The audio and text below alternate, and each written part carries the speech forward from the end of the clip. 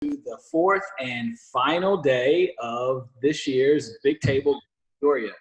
I am Joshua Gunn, President and CEO at the Peoria Area Chamber of Commerce and CEO Council. We are one of many proud partners in this Big Table Greater Peoria effort. This is really a region-wide effort, and I want to take a moment on our final day just to acknowledge our partners in this work. Thank you to the East Peoria Chamber, to the Morton Chamber and EDC, to the GP EDC in Peoria, to the Peoria Chamber, oh, that's us, to the Black Business Alliance, the Peoria Hispanic Chamber, Discover Peoria, the Washington Chamber, the CEO Council, the Peoria Heights Chamber, and the Pekin Area Chamber, and so many others, table facilitators, volunteers, and you, the participants, for making this year's Big Table Greater Peoria a success. I also would like to shout out our very own Audrey Cam, our program director at the CEO Council, who has put in so many hours and so much legwork to make this effort possible. So congratulations, Audrey, on a wonderful year. And looking forward to today's session, which will cap off the week perfectly. We are talking about quality of life today. So without further ado, I will pass it to, am I passing it to Amy? No, I'm passing it to John Morris from the Peoria Riverfront Museum. Let's talk a little bit about quality of life, John. Well, good morning, Joshua, and congratulations to all the partners of Big Table and all of you who are participating virtually this year. I wish I could be with you in person in other circumstances, but these are the circumstances, and in many ways, these circumstances are helping us to find some silver linings and some new things about ourselves and our community. Today's call will be virtually one of those opportunities. On behalf of the Peoria Riverfront Museum, all of our 28 full-time staff members who are going strong, we've been reopened since July 1, with more hand sanitizer per square foot than anywhere in America, I think, here. And our board of directors and more than 4,000 members and visionary society members of the museum. I bring greetings on behalf of the museum. Our job as a privately funded museum living in a public house in the county's building, our job is to constantly lift up inspiration in the community. And to do so, we find objects that tell stories, and we believe stories inspire people. And we believe that by building a community of those who seek to inspire each other and are inspired by each other, we can increase confidence, both individually and collectively in the community. We can create a culture of lifelong learning and improvement. And finally, I think what Big Table is seeking to do, what all of you do in your work, is at the very pinnacle of the mission of this museum, which is to unleash the full talent and genius of every individual. We believe that there is inherent talent in all, and museums are a leader in trying to help unleash that talent. The first thing I wanted to talk about today is how we seek authentic reasons to have confidence and create that culture learning and ultimately unleash talent. While communities all over the country and perhaps globally come up with slogans and phrases to try to create pride, their sports teams give them pride, sometimes cultural attributes of their community give them pride, but often they start to run together in almost interchangeable slogans of I would call inauthentic pride. They fail in some ways to tap what is already there, the authentic nature of who their community is. So what I'd like to do with all of you today in the 3 or 4 minutes that I have is to ask to genuinely think about what is the first, the best, or the only characteristic about the things that you see around you. And if you have never characterized what I call FBO, first, best, or only, try to do so, because I think you'll find an interesting exercise. Things will bubble up about Peoria and the Peoria region that will blow you away. For example, we know, like so many communities in the Midwest, and throughout the country, that we have a geographic reason, a geological reason, if you will, for being here, right? If I were to ask you all, why are we here?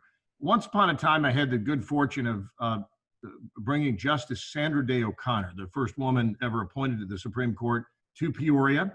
And I was driving around Peoria with her, and she said, why is Peoria here? And my answer to that was our river.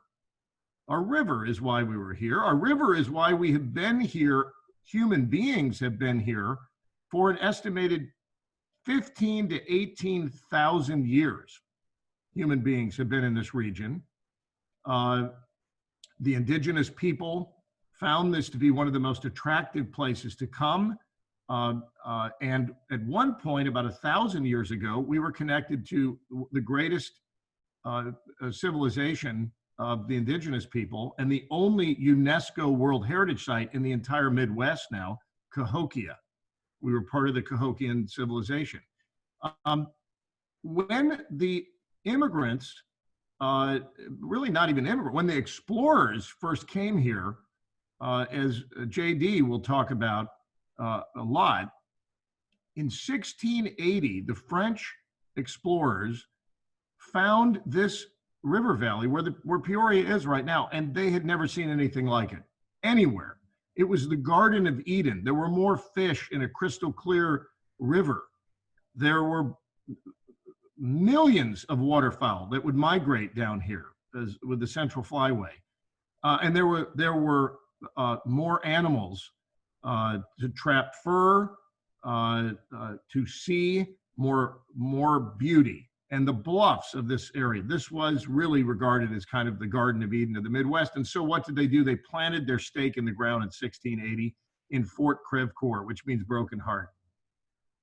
And while that fort was only up for about a year, they came back in 1691 on the Peoria, on the west side of the river, and they planted a community which has been consistently and continuously a settled community since 1691.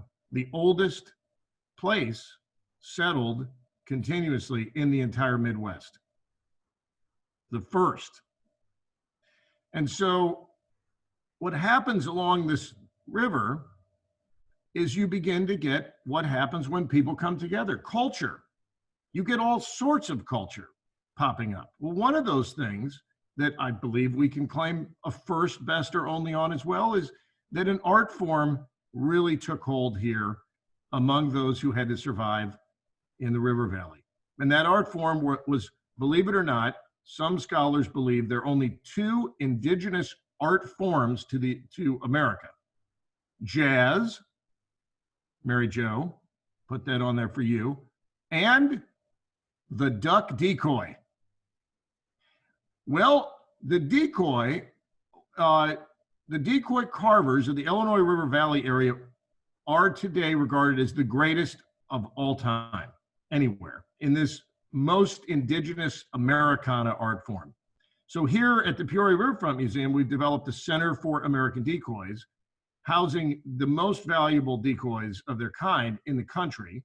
And the beauty of these things and just the invention and aesthetic value of these things is so attractive to our school children who come through, who were coming through on tours until this year. But here again is an authentic reason to be proud, not among just those of us like me who have never duck hunted in our lives, but those of us who say, what is special about Peoria?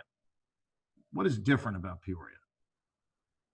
When a young man grew up here in a very, very difficult circumstance, his mother was a prostitute, and he was impoverished and up against it. And he started dealing with it by joking around. He would go on to really give wisdom, if you will, in the form of humor, and become one of the greatest philosophers on race relations the country has ever known. His name was Richard Pryor. And in every single presentation he gave, he mentioned Peoria, Illinois.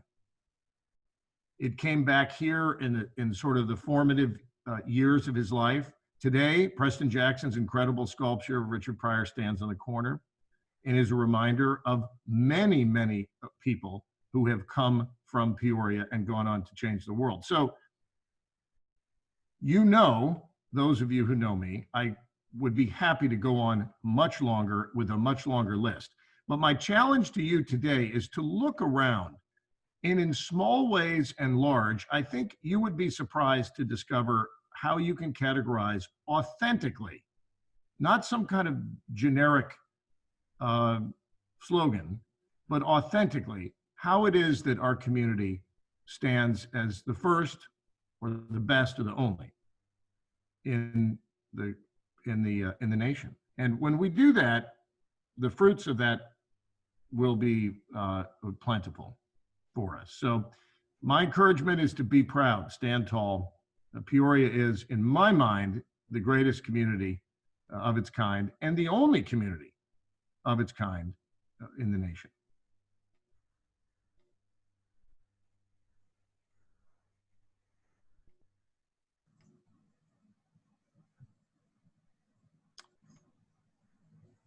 Can we jump in, Audrey?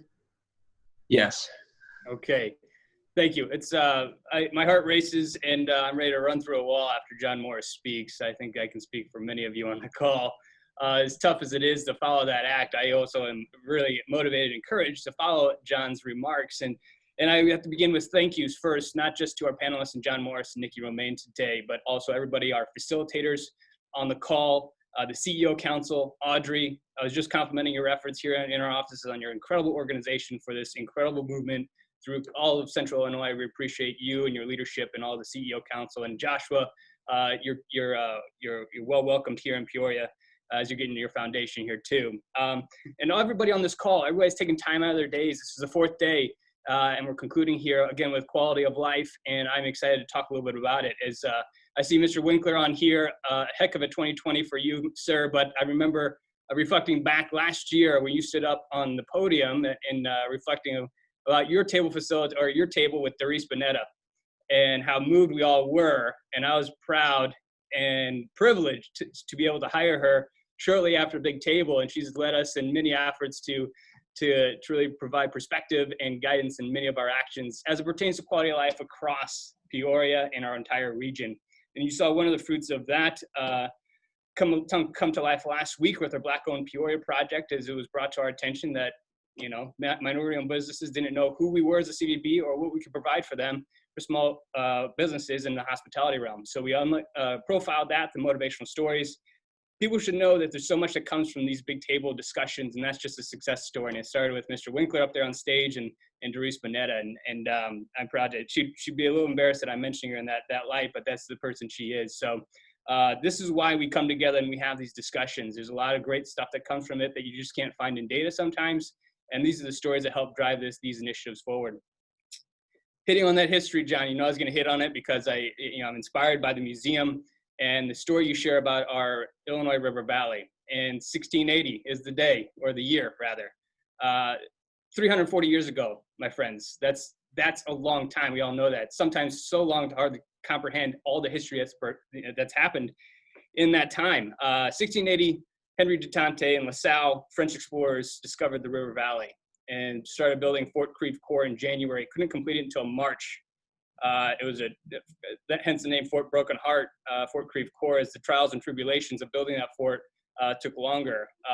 LaSalle ended up going up towards LaSalle, Peru, and finding that, or up near Starved Rock at the time, and messaged back, hey, let's move, let's come up here for a time. This is a great place for fortification as well. So in March, the entire fort was pillaged and burned to the ground, and I think we can attribute that a little bit to what we're facing in 2020. We set off in January with a great plan, and in March, everything's burnt to the ground in a sense. So, but there's the result of that story is that they found out that there was a discovery initially in 1680, and then a rediscovery in 1690, 1691. And then it just continued this prosperous line of continued colonization, as John alluded to earlier. And that's really the success story, discovery and rediscovery. And I think we attribute that to what we have here. I want to talk a little bit about Discover Peoria in the sense of it means towards quality of life. And this is my points that I want to hit on, is that we've gone through a large reconstruction over the last year at the Convention and Visitors Bureau to analyze one of our biggest assets in our website.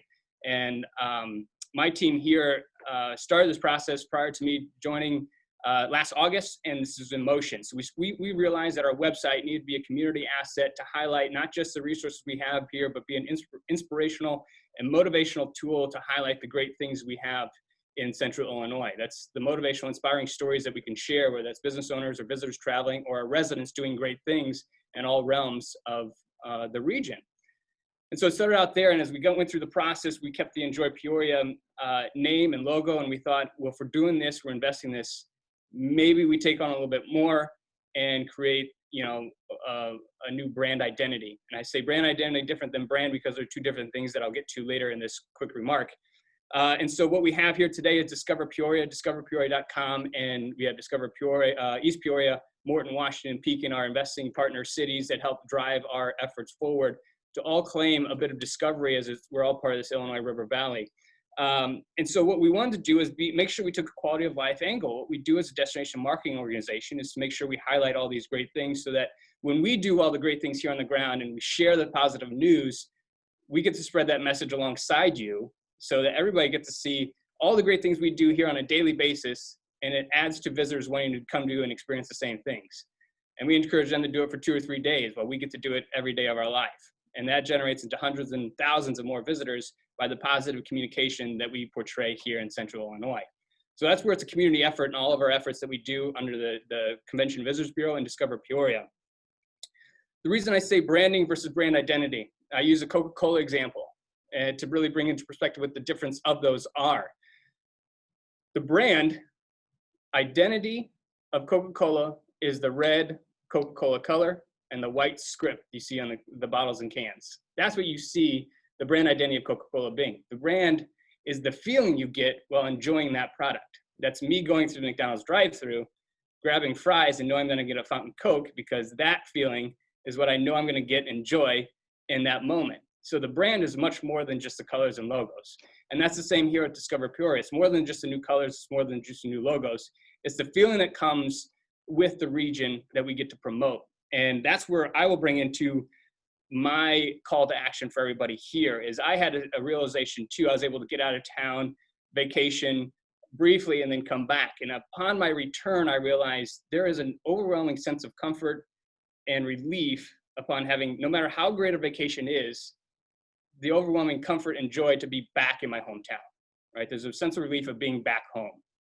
And maybe that feeling comes in other aspects of everybody's life. But to me, I realized, boy, I could go have a great vacation with my family, do wonderful things and have a great time. But when I come back, the sense of comfort and relief and just joy comes forming back upon my return home. And that was my experience. And I challenge everybody here to see when is that moment for you to understand where is the biggest point of pride and comfort and joy that you have from your home communities across this region. And we reflect upon that because I think that adds to our vision and mission and everything we do to move forward in a positive direction.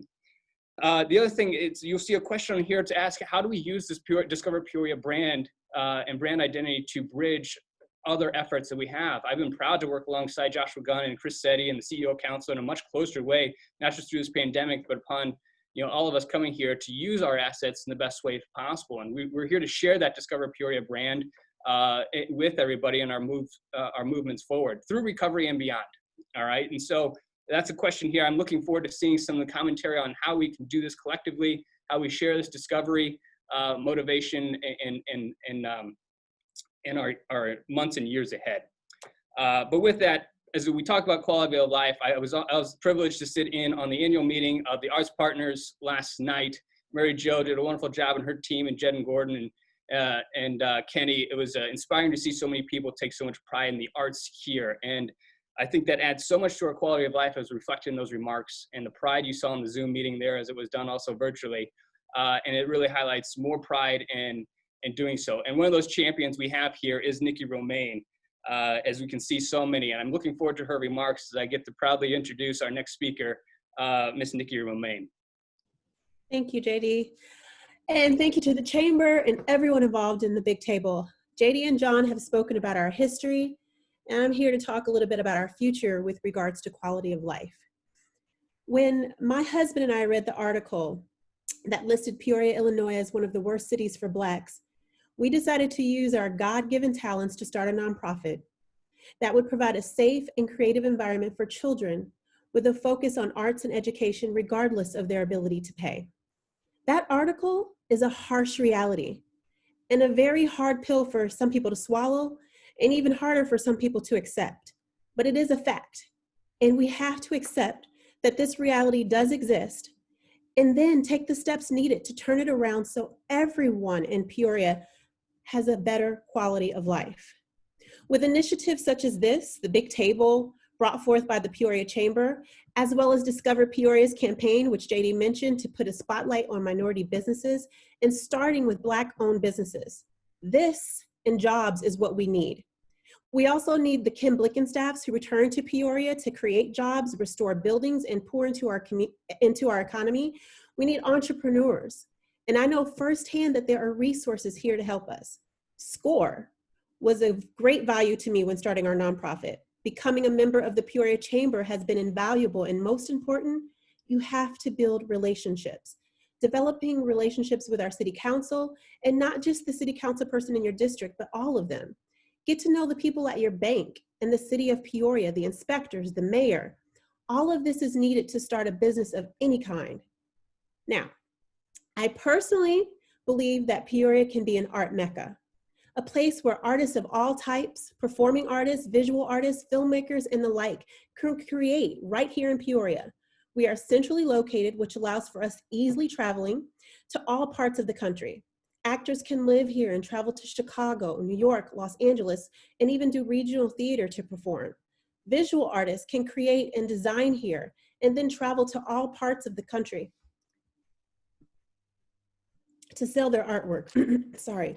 These artists can live here in Peoria, which offers a better life for them economically, which I know firsthand because I've lived in Los Angeles and Chicago, and it is very expensive. The key, though, is to have businesses and entrepreneurs that live here and contribute to our economic growth, but are not solely reliant on our local economy. I mean, how many pieces of art can one person buy in one local community? It's unreal to expect collectors to support you and all of the other artists for their entire careers. Consequently, an artist owes it to himself to broaden his client base outside of his local community. And of course, this same concept applies to all businesses. We have quite a few already, and off the top of my head, I can think of Bump Boxes, Rum Burgers, Natural Fiber Welding, Chillicothe Metal Company. These are all some small businesses located right here in Peoria. They bring jobs here and they purchase homes here. They shop here. But guess what they have?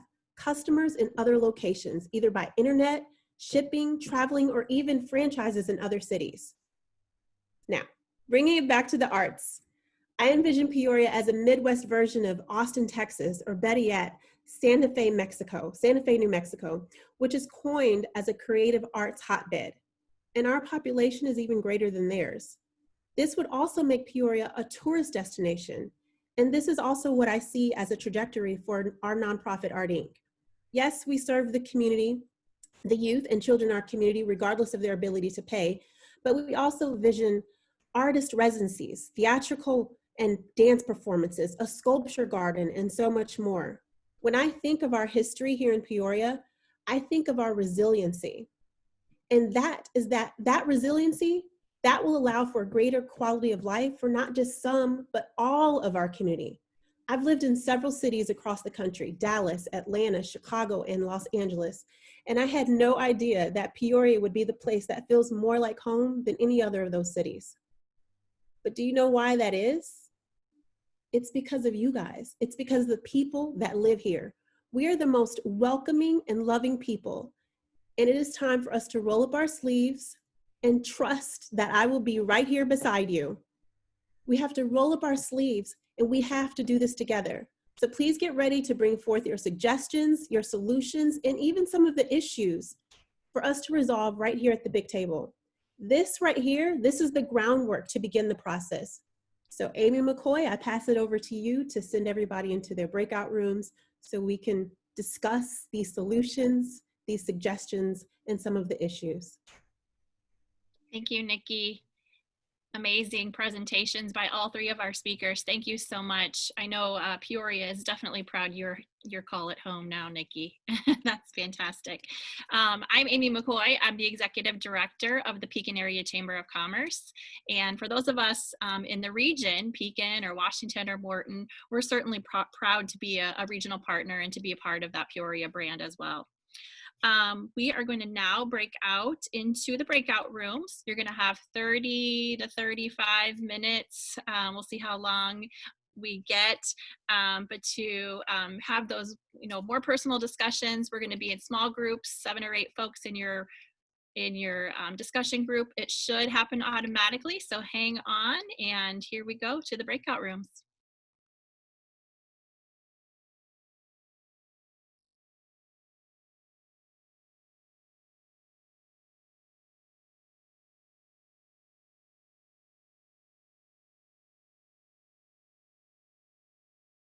Hi, welcome back, everyone. I hope that everyone had a great discussion. I'm super excited to hear a little bit from each of your groups. I think the protocol is to, when you're ready to report out, to put your name and group number in the chat box. And we have a scribe ready to roll to take down all of our information. So I am ready. You are. Let me get my little chat box out of the way here. And up first is, oh, there's some smack going on in here. I got to get past all that. Jim, group number 9. Yes, thank you. Great conversation. One of the things that came up was looking at, before you can really talk about quality of place and quality of life, you need some fundamental things like job opportunities, like to get rid of food deserts where people have access to good quality food, and to solve transportation issues, whether that be public transportation or private transportation for people. The other point that I wanted to bring up, again, lots of discussion, but we talked about the community events on the Riverfront, and we'd like to see one that's inclusive. We have the Soul Fest, we have the Irish Festival, the German Festival. We'd like to task, I guess, the PVC with doing a multicultural festival that really highlights all the great, wonderful groups that are in this region. Thank you. Very good. Dean, group number 5. Yeah, we had great conversation. Couple of things emerged. Many things emerged around the region and the amazing aspects of it. Several of the people in our group were not raised or born in this area, and so they bring a perspective of appreciating the friendliness. Friendliness, welcoming, caring is such a thing that was highlighted, and being able to tell a story through real people's experiences, we felt would be helpful in really getting past kind of the abstraction of being friendly. Another thing is, when we're telling our story, when we're targeting an audience, being very clear on who is that group that we are trying to tell our story to. So maybe it's somebody that's an hour away from here, and our story is, we're a great place for a day trip. Somebody else might be an entrepreneur in a different state, and our story is, we have resources. So being very clear about what their needs are and what our messaging is in those stories we tell. And then also looking at the opportunity to become nationally recognized for our success and our ability to tackle the regional and economic and racial inequities that we face as a community, and being able to highlight that as something that we can be successful at. So those are some things that emerged for us. Awesome. Kelly, group number 13. Yeah, we had obviously a lot of really great conversation.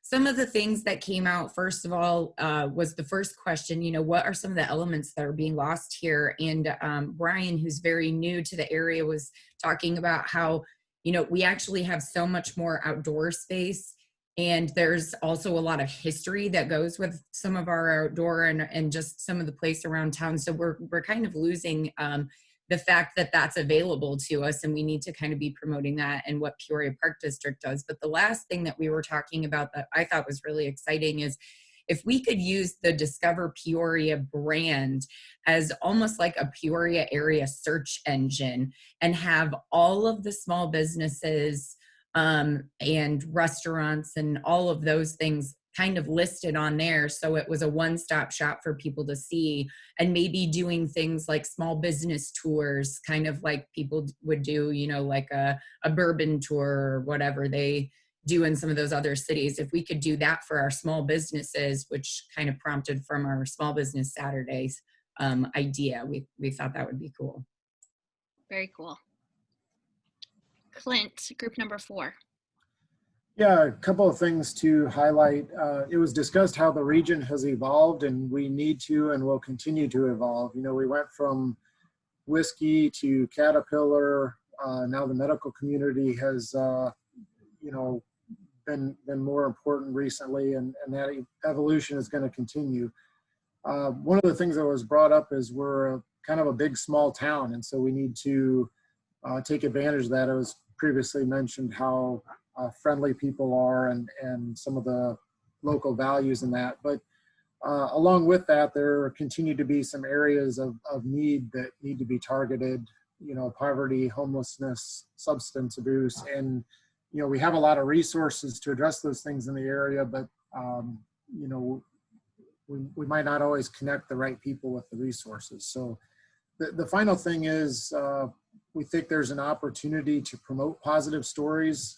You know, a lot of times there's just not an awareness of all the good things that are happening in the region. And so, you know, especially with the opportunities on social media to promote those stories, we'd like to see a more centralized effort in that vein. Excellent. Paige, group number 14. Hi. So one of the things that came up in our group is a lot of times it's the people who were born and raised here that sometimes have the worst things to say about Peoria and are sharing the worst story, whereas the people who come and move here think it's amazing and this really great place. And I think that has a lot to do with, you know, exploring the area and understanding what's out there, and not only trying to get people from outside Peoria to come here to do things, but making the residents who are here aware of what's out there. I think they kind of get stuck in a rut doing, you know, the same old thing every day, every week, and don't realize the new things that are coming out.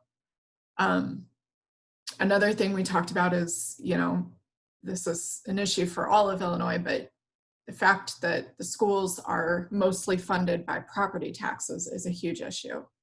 And I think really kind of brings down Peoria, and because the people who have the resources are going to move to better school districts. And while I think our school, Peoria District 150, has a lot of opportunities throughout it, you know, overall it's not perceived as that. And, you know, I think there needs to be more, I don't know, investment, community investment into our school district and making it a place that people want to send their schools or send their kids. Thank you. Brandon Lewis, group number 2. Group number 2 was fantastic. I felt like we needed like 3 more hours to flesh out these incredible ideas. A couple of things I want to highlight. We identified that something we can have authentic pride in is our healthcare, both in Pekin, Peoria, the whole region. We have schools and training programs that are focused on developing authentic solutions, great solutions to critical healthcare problems like Alzheimer's.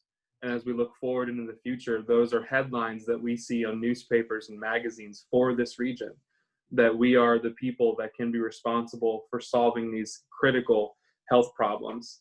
Some dreams we identified that I wanted to bring up. We would love to see in the region indoor farmers markets, similar to Reading Terminal Market in Philadelphia. as well as economic development districts and businesses working together to create co-living, intergenerational living spaces, both to attract families and young singles and retirees that are leaving tier 1 cities like New York and Los Angeles, and attract them to our smaller towns and give people spaces to live and grow in that are unique and that are reflections of the diversity of this area. Love it. Michelle, group number 12. Sorry, I was getting so involved listening, I forgot I was up. We actually looked at the history and discussed walkable communities and bikeable bike riding paths and stuff to expand on that. That's, to me, I had the chance to experience, so I think that's a lot of what our history used to be, and we're kind of shifting that way. We also talked about innovation and the movement of that and the importance of water here, our riverfront. Well, number one, the cleaning of the riverfront maybe might start so we can get back to that clear water, I think, that they talked about earlier. But we know it has a lot of challenges, but the infrastructure needs to have a redesign or a reboot on it and bring environmental and culture together, where we are looking at the riverfront for arts and different festivals and all this kind of things that's going on. So it's the perception that we looked at what the perception is of our city right now. And we did come up with a headline, a branding and a story, which was Peoria reinvents itself for the future of learning from the past. And innovation was highlighted, nonprofits and the services that nonprofits provide and the importance of it. That was highlighted, especially with mental health and going through COVID. Community self-esteem. We believe the self-esteem of our community is down a little bit. And then we talked about the future of Gen Z and where they want the walkable and bikeable community because they don't want to be driving cars all around. They rather bike their way to work or to school or what have you. Shop local came up, entrepreneurship, and the all city destination that we used to have. How can we get that back? We should go for getting that back and creating neighborhoods again. And then the last one was that we used to be known as the great testing site, testing grounds for new and innovative ideas. We need to look at technology and innovation again for Peoria. Awesome. Thank you. Mm-hmm. Dawn, group number 6. Hello. Yes, we had a wonderful discussion in group number 6. Lots of great ideas. We were very interested in John Morris's comments and kind of focused in on that discussion a little bit more and really looked at how Peoria is known as the fertile ground throughout the years. And the natural beauty that we have in our region. And this tied to the discussion of abundance, because we were describing all of the great things about the area, and our examples were pumpkins and orchards and peonies and green beans and the arts and everything else. And it just, we kind of decided that it was very much a discussion of the abundance of the community. And this led us to talk about kind of the future slogan, that we're in a unique position to be 100% sustainable community. And wouldn't it be amazing if our future slogan was 100% green, and that we have come from this history of this area that is known for its fertile ground. Then a couple of other ideas, we really appreciated the synergy of connecting all of the regional partners, all the different chambers, and that Peoria is unique, almost like New England towns where this small town excursions are possible, and that makes us very unique, especially in a post-COVID environment. Thank you, Dawn. If you could add marigolds to that, pumpkins, orchards, and peonies, please. We have an abundance of marigolds as well. Thank you. Mary Jo, group 10.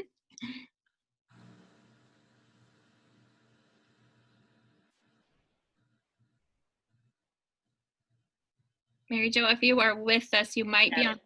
Okay. Right there? Yay. Hey, our group was, we just talked fast and furious, and I tried to type as much stuff and just so many things, you know, playing on the great speakers this morning, by the way, and playing on the whole history of old vaudeville starting here and the huge assets we have near. I was gone 16 years and decided to move back to Peoria, as JD said.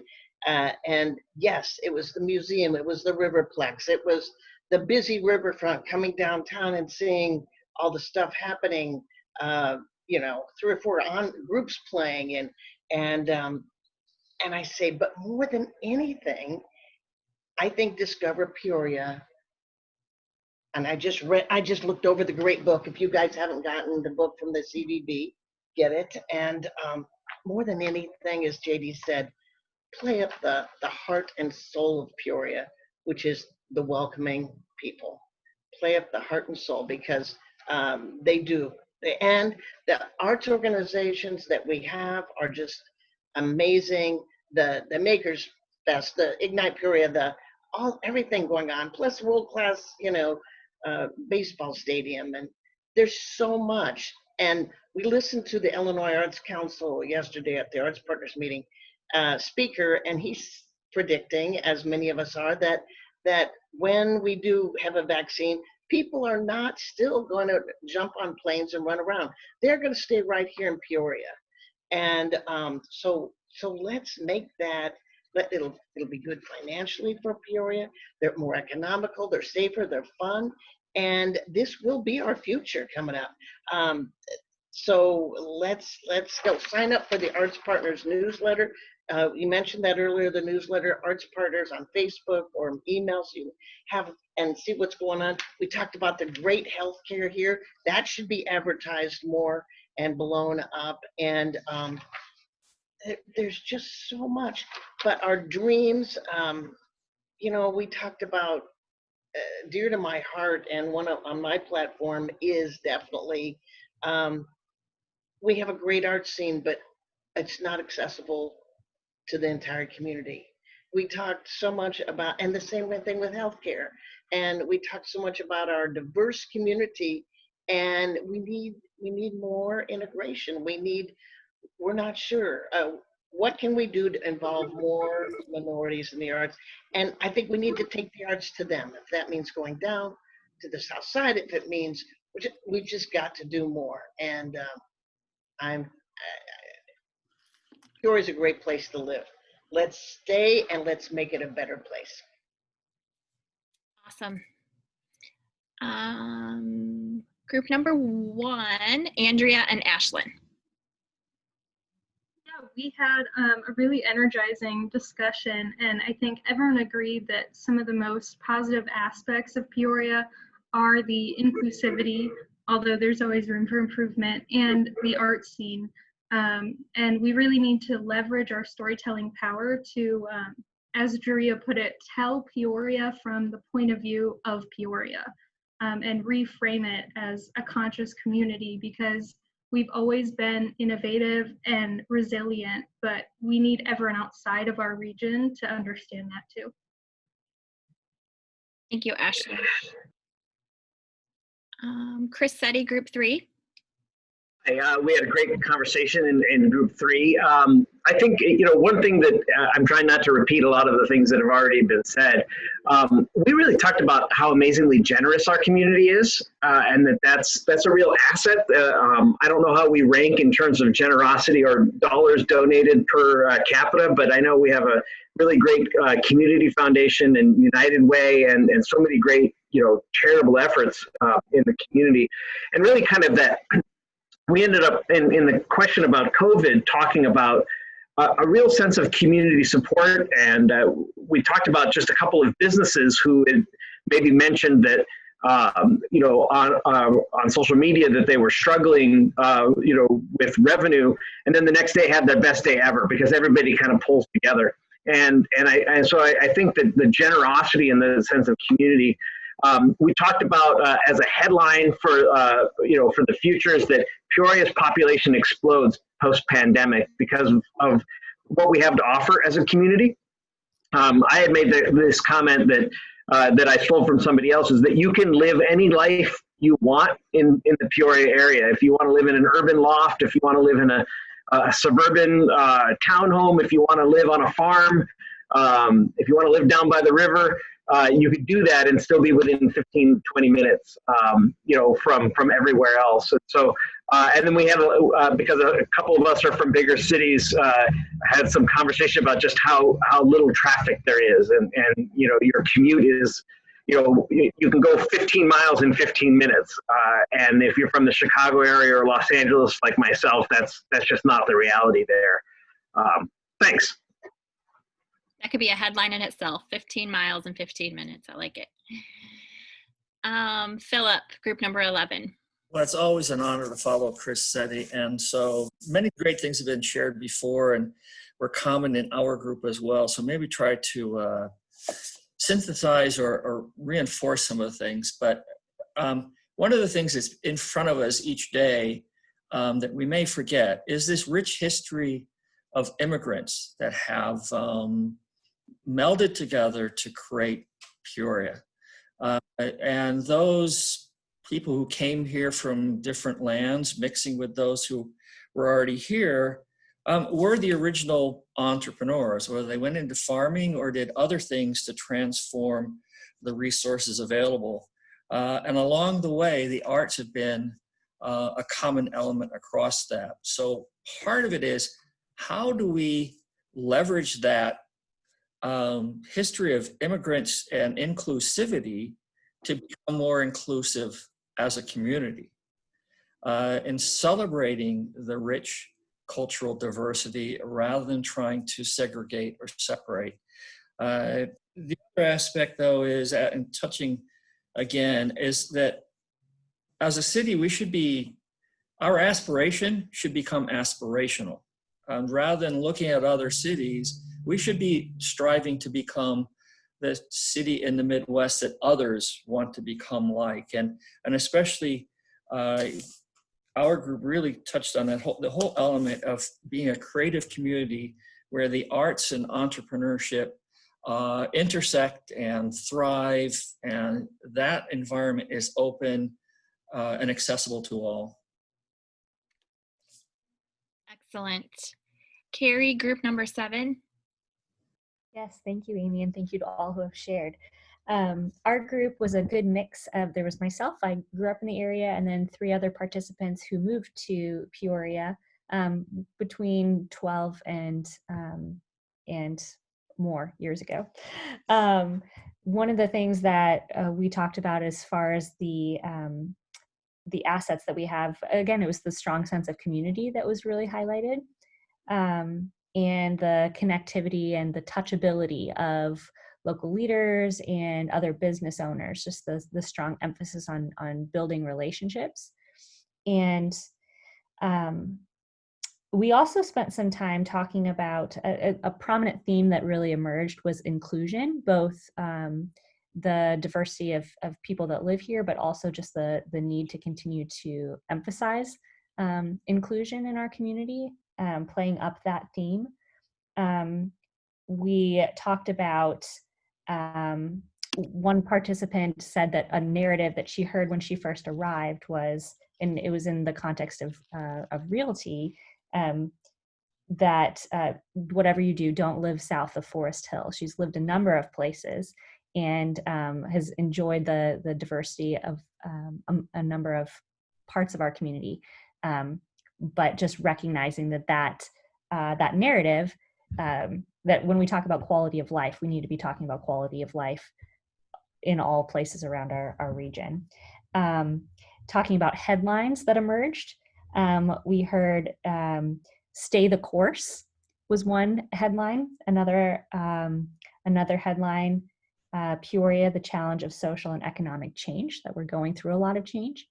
And I didn't name this in our group, but the one that I jotted down was Peoria, the perpetual river phoenix. I loved that image that John shared about this being a place of a Garden of Eden and lots of birds flying, just recognizing that we've always been a community that changes with the times. And so trusting that we can do that post-pandemic.